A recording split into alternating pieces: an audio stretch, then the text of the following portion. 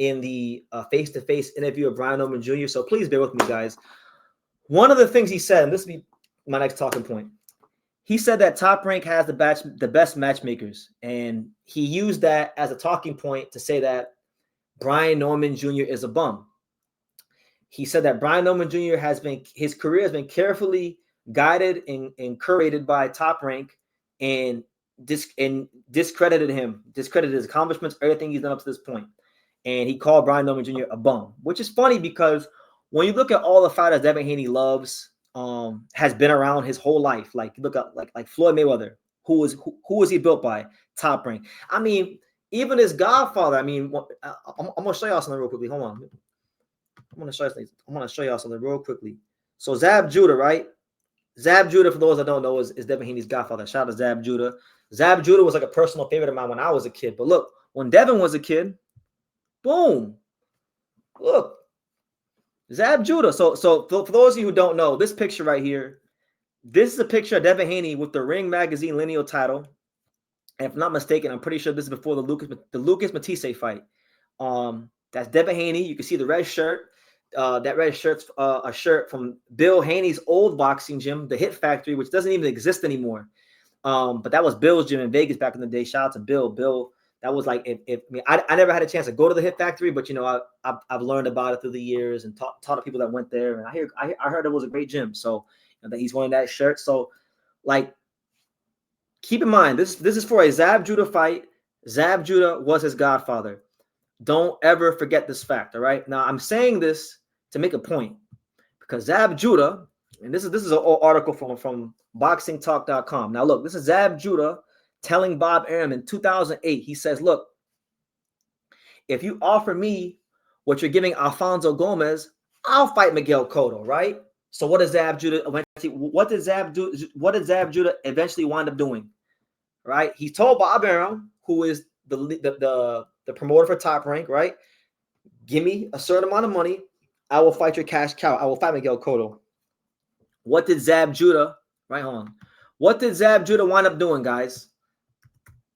Because we got to show you guys visual aid. It's not enough if I say it. I got to show you guys, because I got to show some of you guys, because some of you guys think I'm so smart that I can just conjure up these things and I'm a hater. I'm not being a hater. I'm telling y'all the facts.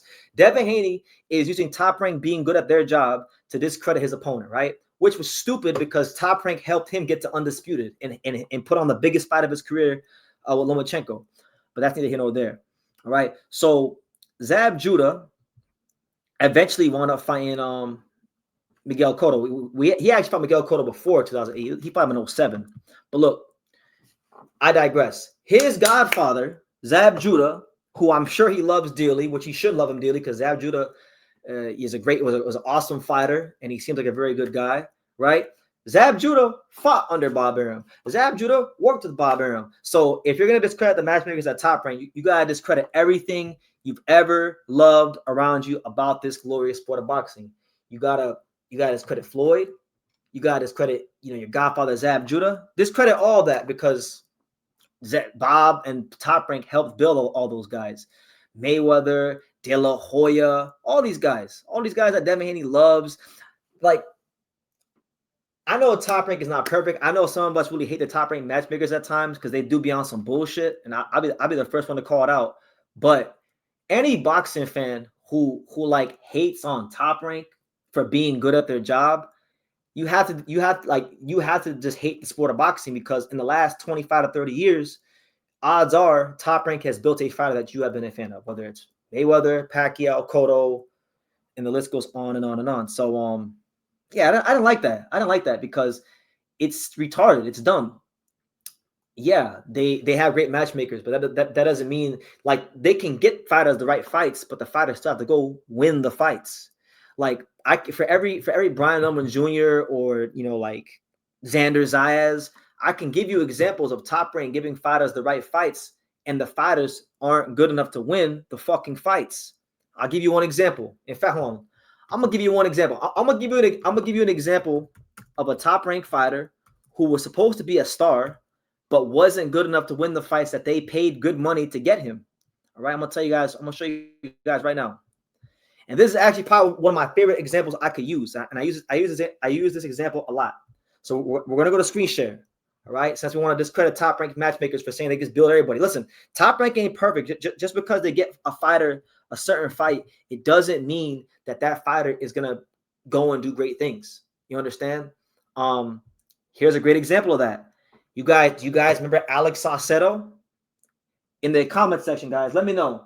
Do you remember Alex Saucedo? Yes or no? Because if you don't remember Alex Saucedo, I will refresh your memory on who Alex Saucedo was. Alex Saucedo was a 140 pounder, Mexican American kid, right? Coming to you guys live and direct from Oklahoma City. Like, he was an exciting fighter. Stereotypical Mexican, come forward style.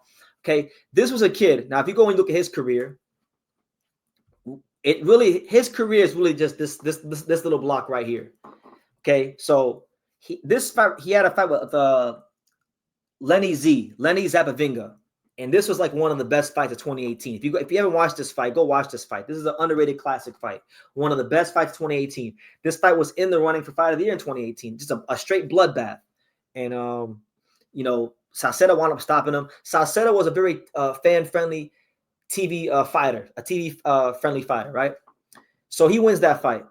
Maurice Hooker goes to England and wins the WBO title against Terry Flanagan. And this is, mind you, Maurice Hooker at the time was not highly regarded. Maurice Hooker was like less than 2 years removed from a very terrible performance against Darlius Perez on the undercard of Andre Ward versus Kovalev in late 2016. Okay, so Hooker was not supposed to win. They overpaid Hooker and made him the B-side as the champion to come to Saucedo's hometown, which was Oklahoma City. And what happened in that fight? Hooker got hurt in that fight early. I believe he got dropped, got up off the canvas, and he stopped Saucedo right in his hometown. That was it. And after that fight, I mean, he won some fights against like Salka and Fredrickson, and then he lost to Barbosa. But like pretty much after that, Top Rank knew that they weren't going to have what they thought they had with Alex Saucedo. So he's one of many examples I can give you of fighters that were pushed by the machine, that had Top Rank behind them, that had Brad Goodman and these guys picking the right fights at the right time. And guess what? They weren't good enough to win the fights. So no matter what, even if Top Rank does match you right, you being the fighter still have to be good enough to win the fights when you step in the ring. So any fighter that does that, that gets these fights and wins and becomes champion, does their job, they should get the credit for it. Like Devin Haney, he's the youngest undisputed champion in history. There was a time in 2022 where I thought Devin Haney should have been like number 10 pound for pound, and they had him off the list. I forgot why, but I remember I made a video about it. So I've actually talked up for Devin Haney when the time is called for it. But yeah, like I thought that was ridiculous what he said today. And he said anybody can be a world champion. That's not true. Like, that's not true at all. Not everybody can be a world champion. I know so many fighters, and I know good fighters. Like look at tomorrow's fight. Look at tomorrow's fight against Malubin and Virgil Ortiz. Eric Salubin was a fighter, and I know all about Eric Salubin's whole career. I can recite you his career frontwards and back. Eric Salubin was a fighter that had a lot of people thought was going to be a pretty good Olympic prospect. To be an Olympian. He decided to forego the Olympics. He turned pro. He signed a contract at like 16 or 17 years old with Gary Jonas and Equinity Sports. That was the name of the company, Equinity Sports. Henry Revolta, them guys. Gary Jonas, Henry Revolta, Mike Tyson Productions, all them guys, right? Made his pro debut at the American Airlines Arena in Miami. Got a lot of push from PBC once Al Heyman got in the fold. He lose to Charlo in a world title fight. Beat some guys like Nathaniel Gallimore to build his record back up, Severio Ortiz and guys like that. Then he fights Fundura some years down the line, loses to Fundura and gets the brakes beaten off of him in one of the best fights of 2022. And he hasn't won a world title yet. And when you look at Lubin is one of those guys that, like, skill-wise, if we're just going by skills, he has a very good lead hand, educated jab, foot speed, athleticism, can punch hard with his right hand and his left hand. The only really knock on Lubin is that his durability has never been good. He does not have durability. Like, his durability always fails him in big fights. Now, maybe tomorrow against Virgil, that won't be the case. Maybe he needed to go through all that to win a fight like this, and his experience will be the determining factor in why he wins. But at this moment in time, on November 8th, 12:31 a.m. Eastern Standard Time. That's why he hasn't won a world title yet. So no, not everybody can be a world champion. There's a lot of great, really fantastic fighters that never won the world title for some reason. So no, Devin is wrong. He's wrong all the way. He's wrong all the way around the board for that. Let me see, my man. Shout out to Johnny. He says, I just want to stop by and say what up the GOAT to the GOAT before I go to sleep. Devin 11. Johnny, I've been telling you along with everybody that like it's gonna be bad for him. But you know, good to see you, Johnny. Let me see. Felix Verdejo is a good example, BT. That's another one. Felix Verdejo. I was a big Felix Verdejo fan years ago. You know, he was knocking people out like in 2014. 2015 he was doing his thing. Then 2016 rolls around. That's when the slide happened for him. But you know what's funny? See, a lot of y'all don't even realize there was about a good couple weeks in time when Terrence Crawford was at 140 and Verdejo was at 140.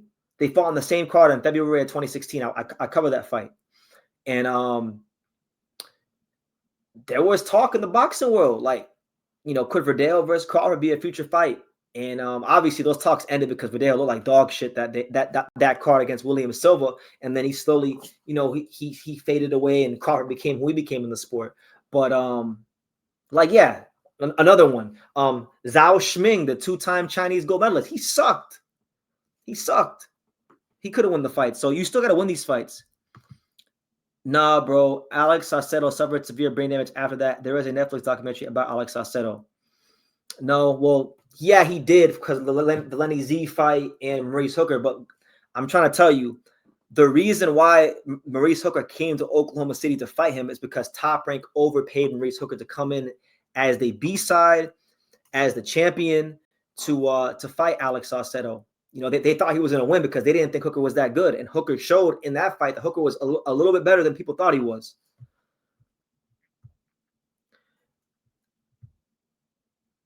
Edgar Berlanga, another one.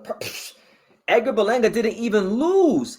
Listen, Edgar Berlanga didn't even lose before Top Rank cut him. Normally you gotta lose, you know, before they cut you. They cut him while he was undefeated because they said, you know what, you ain't the goods.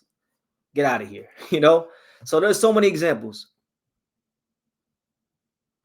Jose Vargas. I mean, their list goes on and on and on and on. Just because Top Rank is good at their job, they're probably like for every fighter, I would say for every fighter that they get wrong as far as matchmaking and those guys being hype jobs, they probably get 4 of those guys right.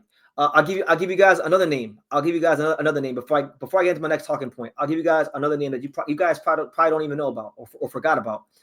Top Rank had a kid about 7 to 8 years ago named Ruben Rodriguez. You guys may not even remember him, but he was a Robert Garcia fighter. He was like 7-0, 8-0.